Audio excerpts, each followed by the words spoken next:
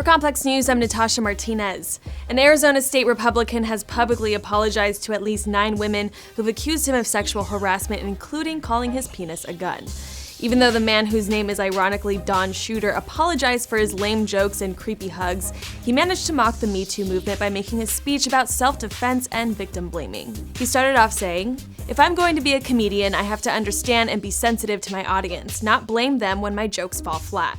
Seems kinda sincere, but then he goes on for about 6 minutes blaming his accusers for having a personal or political vendetta against him. "My own involvement in all of this has been greatly magnified as a result of a complaint that was filed against me for reasons that I believe are largely unrelated to the complaint itself." His accusers include lawmakers, lobbyists, a former intern for the Arizona Capitol Times, and Arizona State Rep Michelle Ugenti-Rita, who was in attendance during his apology. They each said that Shooter made sexual or otherwise inappropriate comments or engaged in unwanted touching.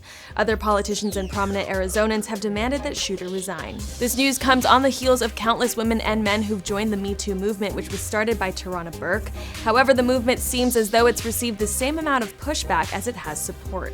Recently, a group of 100 French women signed an open letter defending men's, quote, freedom to pester women. The group of writers, performers, academics, and businesswomen denounced the hatred of men and sexuality and the recent wave of denunciations. They wrote, "Rape is a crime, but insistent or clumsy flirting is not an offense, nor is gallantry macho aggression." 30 activists responded to the open letter with a scathing critique, accusing the signatories of deliberately mixing seduction based on respect and pleasure with violence. Sexual violence is not intensified flirting. One means treating the other as your equal, respecting their desires, whatever they may be.